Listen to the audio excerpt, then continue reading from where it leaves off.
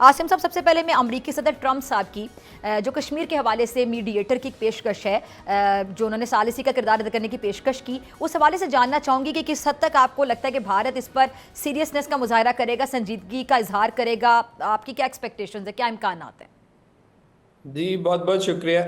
आपने बड़ा जो एक बैकग्राउंड पेश किया, that is the main thing that is under discussion at the global forums and particularly at the United Nations के जो दुनिया के जो बड़े बड़े जो मामलात हैं, ख़ास तौर पे पीस एंड सिक्योरिटी के पर्सपेक्टिव में, जिस तरह यूक्रेन की जंग है, जिस तरह गाज़ा फ़लस्तीन का मसला है, जिसका ईरानी जो न्यूक्लियर इशू है, और उसी तरह जिस तरह बरे सगीर में कश्मीर का मामला है।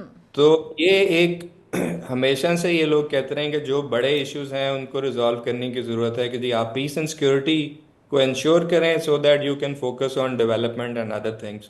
तो उस तनाजुर में मेरा ख्याल में सदर ट्रंप की जो एक ओवरऑल पॉलिसी है, जो अप्रोच है, कि वो ये कह रहे हैं कि जी हमने जंगों को ख़त्म करना है, और जो बेजा जो लोग मारे जा रहे हैं इन कॉन्फ्लिक्ट्स में, इसको हम ख़त्म करना चाहते हैं, हम पीस लाना चाहते हैं। सो एक this is a right approach I would say. और इसी के तनाजुर में जिस तरह आपने देखा कि उन्होंने एक रोल भी प्ले किया as a facilitator to bring about on India's request to have the ceasefire, which we have welcome, which the international community is welcome, कि जी ये एक इम्पोर्टेंट था in order to not to let the situation escalate further.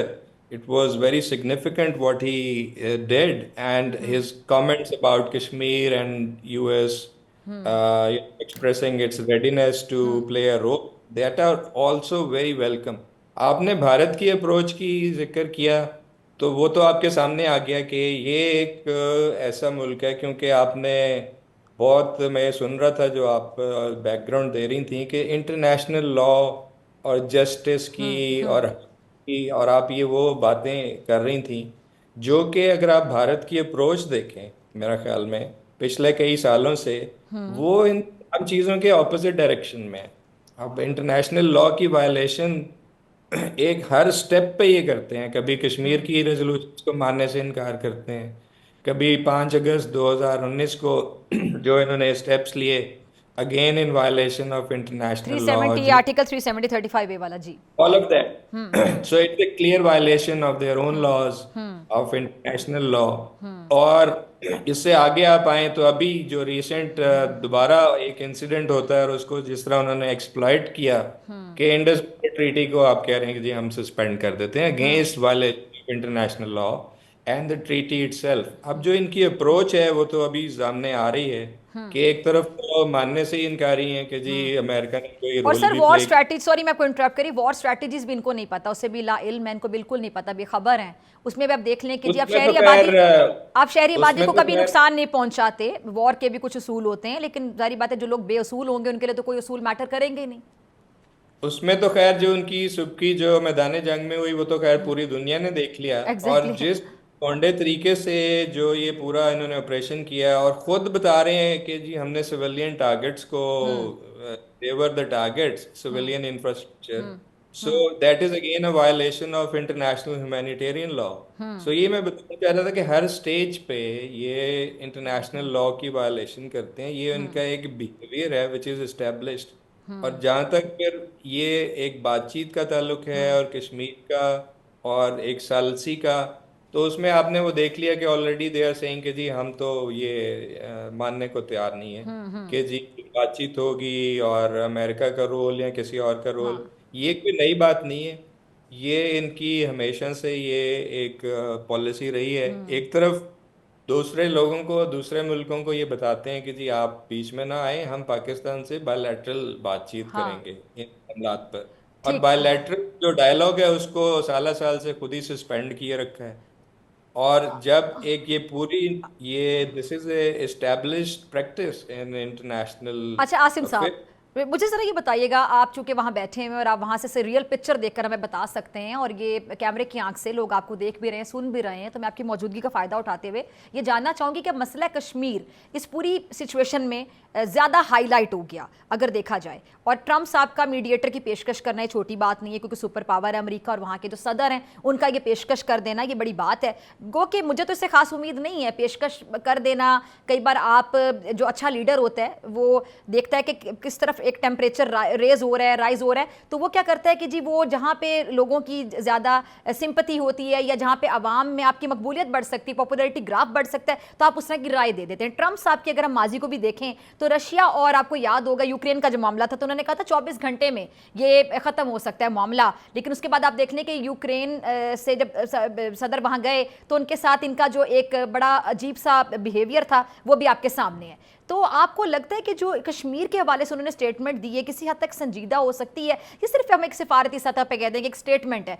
और जो sir ये UN की resolutions हैं उनका क्या स्टेटस होगा, इसमें पाकिस्तान इस सिचुएशन का फायदा कैसे उठा सकता है? टू बी वेरी ऑनेस्ट, मैं बड़ा सिंपल सा लफ्ज इस्तेमाल करूंगी, हम इस सिचुएशन को कैश कैसे करवा सकते हैं? देखिए, I don't think it is for us to speculate कि जी क्या इंटेंशंस हैं, but the intentions were clear. I mean he was trying to promote peace, and he also referred to a conflict which is there, which is actually impacting negatively the relations between India and Pakistan.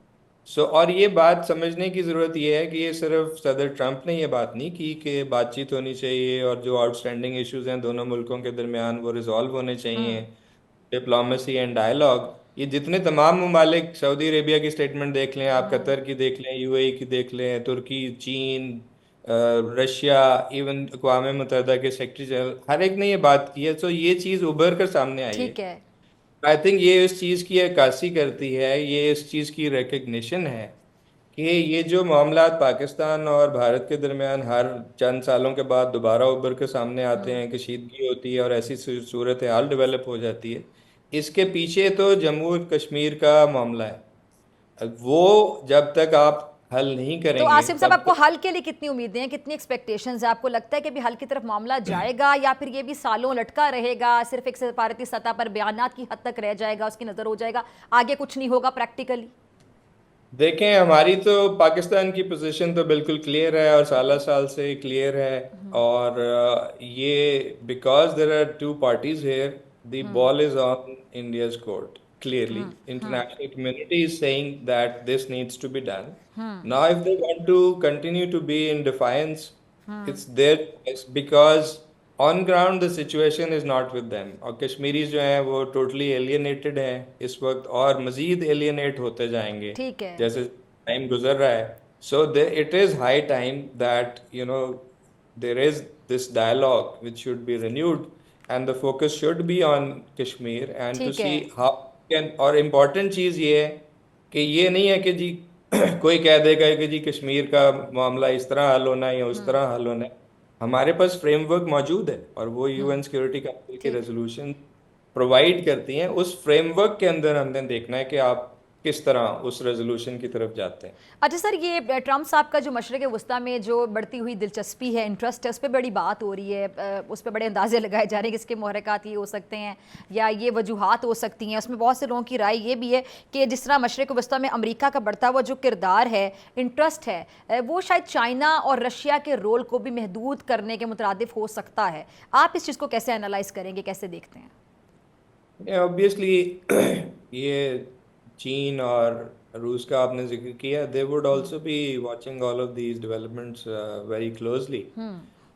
लेकिन जहाँ तक ये ताल्लुक है कि any efforts, I would say, चाहे वो मशरक़ वस्ता के तनाजुर में हो, यूरोप के तनाजुर में हो या साउथ एशिया के तनाजुर में हो, जो कि कॉन्फ्लिक्ट को एड्रेस करें, पीस को रिस्टोर करें और जनरल प्रॉस्पेरिटी और डेवलपमेंट की बात करें, कोऑपरेशन की बात करें, और पुराने जो एक फिक्स्ड क्लीशेड किस्म के जो आइडियाज़ हैं और जो पॉलिसीज़ हैं उससे हटकर कोऑपरेशन की बात करें।